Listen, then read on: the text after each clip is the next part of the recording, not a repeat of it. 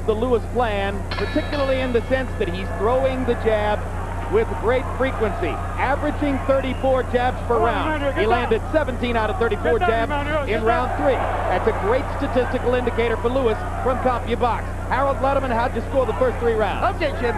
3-0, 30-27. Lennox Lewis.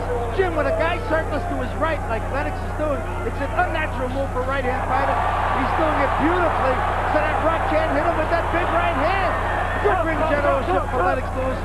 Another thing, in all the exchanges, Lennox will get off first, keep Rahman off balance, so Rahman can't get set to punch. Watch this, Lennox is always going to land the first punch. And perhaps by way of trying to ask his fighter to be even more aggressive, Emanuel Stewart between rounds said to Lennox Lewis, "Lennox, this man can't counterpunch. Go get him." Yeah, but the one thing that lives in Lennox Lewis' head, that night in Africa. Yep. You can't take that away from him. You know, even his own corner said to him, to Rahman, if he punches, just keep your hands high. They're telling him not to counterpunch. Boom! Will Rahman get up, or have the tables been turned? Is it reversed? It's over. Lennox Lewis got revenge. Has captured his revenge, and now it's Rahman complaining in the corner that he didn't get the full count. Lennox Lewis fought a virtually perfect fight. Emanuel Stewart asked him to attack. He did, and he got the result they were looking for. George, what did you think of the stoppage?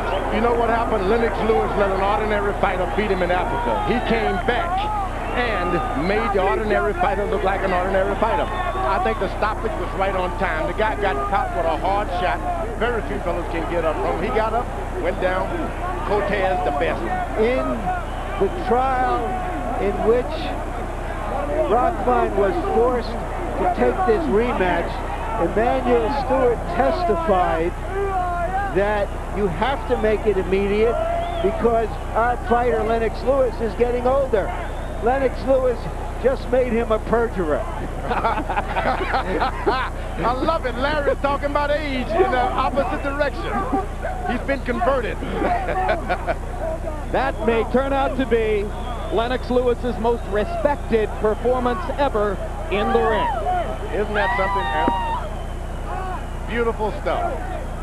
This is what some of his supporters thought he could have done to Holyfield if he had decided to be more aggressive. Rahman totally out of position after the left, and the right hand was good night. He did it by long range. That's most importantly. He didn't try to close in. Everything was out in the open. That's the way you want to fight a puncher. And he set it all up with the left hand by firing aggressively, keeping his left hand in Rahman's face, mixing in the left hook every once in a while with the jab. He changed it up here. Instead of jab and right hand, it was hook and right hand. And you know what? The old saying, never follow a puncher around. And Rahman did. Rahman made the fatal mistake. I'm going to follow you no matter what you jab me or what, I'm going to follow you. Well, Rahman has spent months saying he had no respect for Lennox Lewis. He went into the ring and showed he had no respect for Lennox Lewis, and he paid the price. It happened to Lennox Lewis in the same fashion. He had no respect for Rahman, and he tasted canvas. So now they're even. 5th round knockout for Rahman in South Africa, 4th round knockout for Lewis here, and Lennox regains what he surely believes is his right, the heavyweight championship of the world. Isn't that something? Cannot believe it. And this all happened because Rahman had no respect. He didn't repeat. Beaten in the chest, he just threw at the head and missed. And incidentally, to go back to the point you made at the very beginning of the fight, Rahman came into the ring not fully warmed up, and he never really caught up to Lewis's dry momentum. as a bone, and by the time the sweat was there, he's already caught on a bloody eye. What's that about? I told you they were unknown. They're unknown. What's that about? Guys say. All 3 judges had scored the first 3 rounds, all for Lewis. So he was well on his way to the decision victory that most of his supporters thought he'd get. Then he shortened it up. Let's go to Jimmy Lennon Jr. for the official particulars. Ladies and gentlemen, we have the time of 1 minute, 29 seconds in round number 4 Our referee in charge, Joe Cortez, reaches the count of 10. The winner by way of knockout. He is now the 3-time heavyweight champion of the world, Lennox Lewis.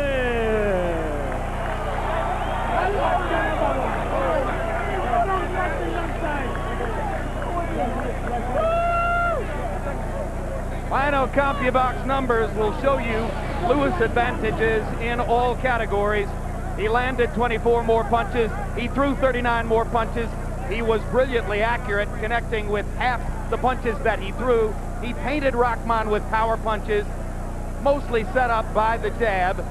And in the end, he scored the huge combination, left hook, right cross, and knocked Rahman out. There you have it, total jabs. Lewis threw 111 jabs in just under 4 rounds, and that's the benchmark.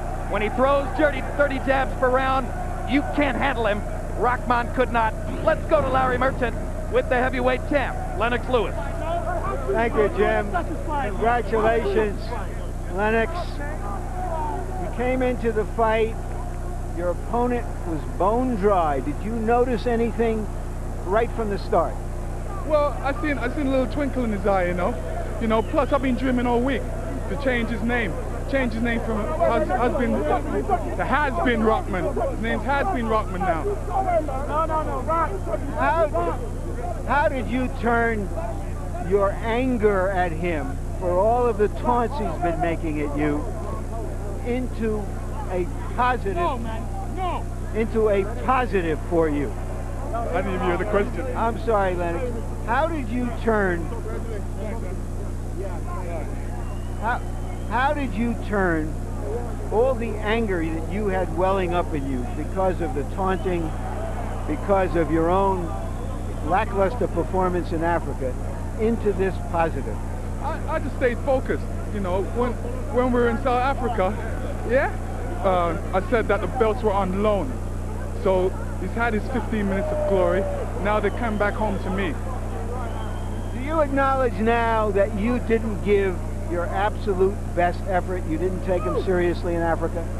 Well, you know what? I didn't take him serious enough. I was in good shape in Africa, but one punch, he got through with one punch when I was a little not focused in that fight, and he got through with a great punch. We're in the heavyweight business. You can end things in one punch. Why did you hide out in your dressing room tonight? You seemed like you were just what? In your own zone, and you just were focused on what was going to happen? Yeah, I was very focused. I didn't want to get into the hoopla. I was just showing the world that I was focused. They couldn't see too much of me. Even Rahman wanted to come in and see what I was doing. He was nervous, so he was outside my dressing room. I was laughing. Madiba! Yeah, big up South Africa. The first few rounds, win it. You described what you were doing in the first few rounds. Your jab seemed more authoritative than we've ever seen it. You stayed away from his right hand. Was that the plan? Yeah, just to give him some movement. He couldn't take the movement. And I just showed him a different style. I told you, I can switch any style I want to, and this time I just showed him a different style of moving. All right, let's go now to the fourth. Let's go to the fourth round and take a look at the knockout. You tell us what you saw. Emmanuel told you in the corner you can be more aggressive. What did you see? Well, I noticed every time I try and reach around him with a hook, he sticks his arms out, and more time he's watching out for the straight right hand. So I kind of turned it around on him and threw a roundhouse right hand. Emmanuel Stewart also said to you, look, this man doesn't counterpunch. You can attack him. Yeah, I took some of the pressure to him. Gave him a lot of things to think about. Kitchener Waterloo, big up.